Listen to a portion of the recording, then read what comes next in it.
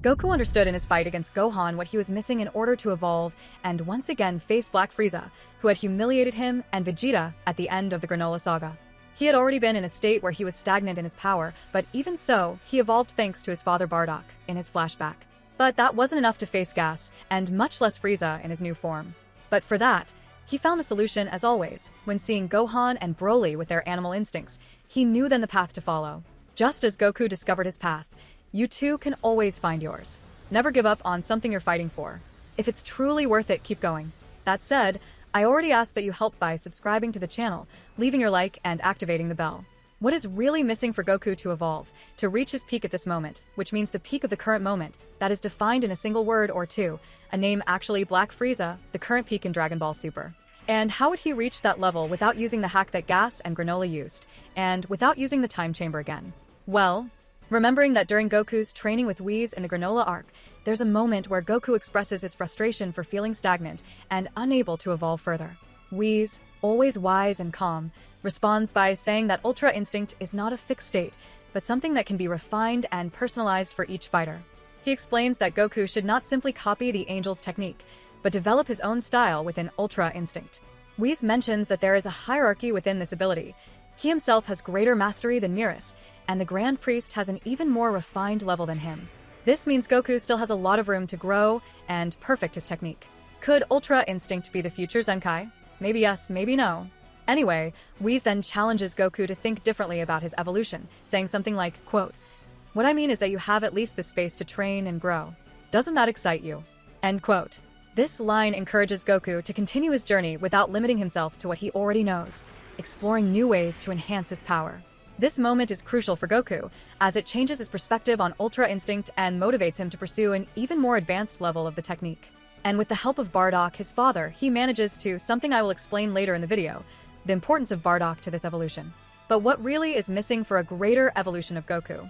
Well, let me tell you that he recently found that, and it might have gone unnoticed by all of us, taking into account everything that happens after the Granola Saga, more specifically on Beerus' planet. There, against Gohan, he finds what was missing for this new evolution. Not only Gohan, but by observing Broly as well. Up to that point, Goku was faced with something he didn't fully understand, but instinctively knew was important. The recent fight against Gohan had left not only physical marks, but also deep reflections. The clash of their fists, his son's determined gaze, the destructive calm with which Gohan controlled his new power, and the breaking of Ultra Instinct, all of that echoed in Goku's mind like a hidden message he was still trying to decipher. And it was there, in that temporary battlefield where they had starred in another great father and son fight, that Goku realized what was missing in his own evolution. For the first time in a long while, he wasn't just excited by another warrior's strength, but felt there was something he himself had left behind, his own primal instinct. He saw that Gohan, amidst his mystical forms, managed to add the Saiyan beast within himself and not lose control. That is, Goku was able to recall how important the Oozuru was to the Saiyans in the past, and thus assimilated something new within himself, the Saiyan monkey form. Without fully turning into the Oozuru, it would be kind of a linear hybrid of that form. By observing Gohan release the beast form with total control, something not even Broly had fully managed to do, Goku finally understood the key he had been ignoring. Gohan accessed his power through deep emotions, not just anger, but protection, survival instinct, a visceral and animal response to danger. And Broly, in turn, was a storm of raw energy, his body resembling a Saiyan in pure state, without social, cultural, or divine training limitations. Goku saw in this something he had been suppressing for far too long, his Saiyan nature in its wildest state. It was strange to think about it, but the truth is that ever since becoming a Super Saiyan, Goku had been getting further and further away from what it meant to be a true Saiyan. He had transcended common forms, achieved Ultra Instinct, a divine technique that made his movements perfect and free of intent. He had reached the divine. But what about the opposite of that? What if, instead of rising, he dove into the depths of his lineage? It was this thought that began to generate the idea of a new transformation.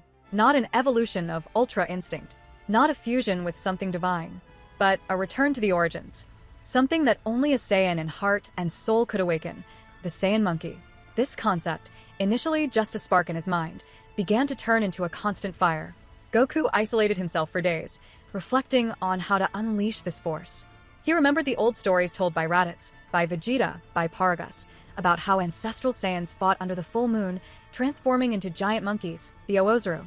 He himself had gone through that in childhood, when he lost control and destroyed everything around him. But that was just the surface. The Oozaru was brute, uncontrolled. What Goku sought was deeper, Saiyan consciousness within savagery, the fusion between human reasoning and animal ferocity. He needed something that was both physical and spiritual. It would be something like this. What he might have used to access this power would be the fact of starting to see images in his mind. For example, his grandfather Gohan, killed by his Oozaru transformation, his first confrontation with Vegeta, who had used the giant monkey form, the destruction of the Tuffles planet, Bardock stories. Goku was accessing something he had never had before, ancestral memories.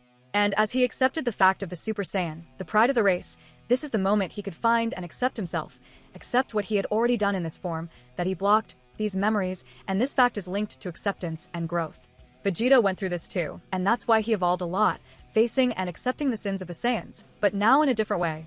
Vegeta went through one of the deepest moments of his journey in the Granola Saga. From the beginning, he carried the weight of the Saiyan sins, acknowledging that his race had been responsible for countless destructions and massacres throughout history. When he faced Granola, who sought revenge against the Saiyans for wiping out his people, Vegeta found himself in an internal dilemma. He not only recognized Granola's pain, but also felt that, in some way, he deserved to pay for those sins. This internal conflict led him to fight differently, without worrying about his own survival, almost as if he were willing to accept death as a form of atonement. However, throughout the battle, Vegeta began to realize something crucial. He couldn't just carry the weight of his race's mistakes and surrender to fate. Instead, he should use that pain and past to strengthen himself. It was at that moment he accessed Ultra Ego, a form that reflects his true nature as a warrior. Different from Goku's Ultra Instinct, which seeks calmness and detachment, Ultra Ego is fueled by pride and the acceptance of destruction. Vegeta realized that, instead of running from his identity, he should fully embrace it. He accepted that Saiyans were warriors of destruction, but that he could use that power consciously and strategically. By activating Ultra Ego, Vegeta became more powerful, but also more aggressive. This form allowed him to grow stronger as he took hits, becoming increasingly destructive. However, there was a limit. If he overdid it and completely ignored his physical resistance, he could end up self-destructing. During the fight against Granola, Vegeta demonstrated overwhelming power, but also realized he needed to balance his approach. He couldn't simply surrender to chaos without control. This learning was essential for his evolution as a warrior. In the end, Vegeta not only accepted his past but transformed it into fuel for his strength. He understood that he didn't need to die for the Saiyan sins, but instead grow from them. This change in mentality was one of the most striking moments of his journey, showing that he is not just a warrior in search of power, but someone who constantly evolves, physically and emotionally. His fight against Granola was a turning point, consolidating Ultra Ego as a unique technique deeply connected to his identity.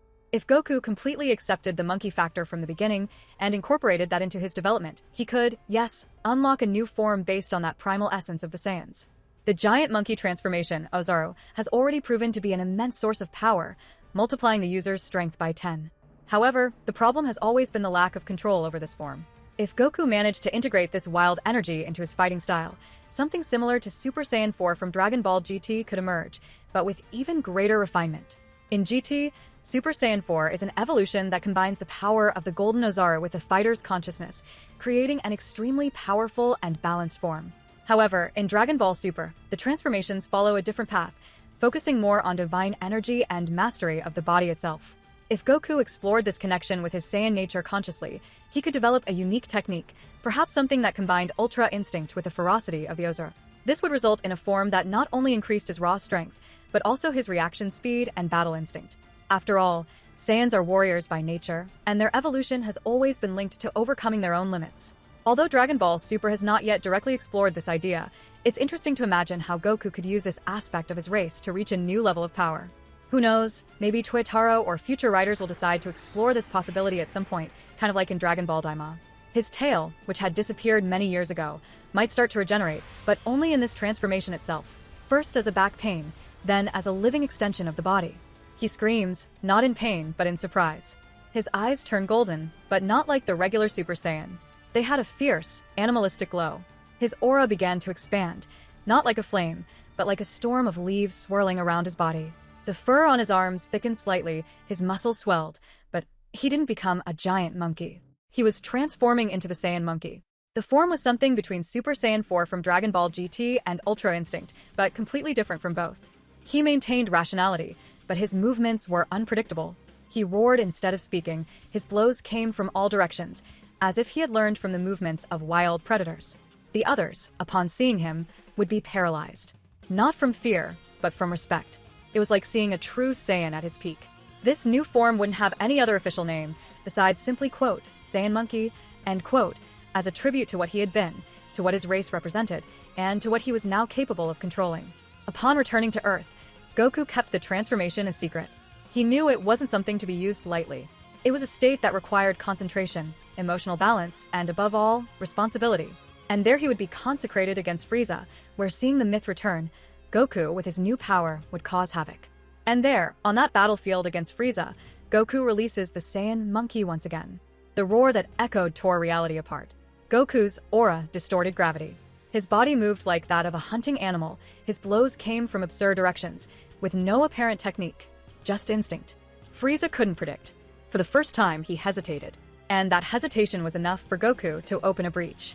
With a leap reminiscent of Oozur jumps, he came down on his opponent with a blow that mixed the Kamehameha with an ancestral scream.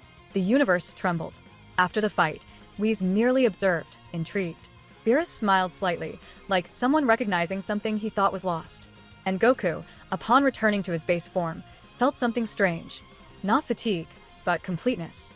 As if he had finally accepted all parts of himself. The warrior, the father, the Saiyan, the earthling, the god, the monkey.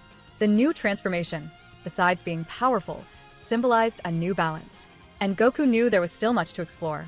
Because if the universe's future was increasingly uncertain, at least one thing was clear. He was ready. And this time, not for having become something greater than a god, but for having finally become whole.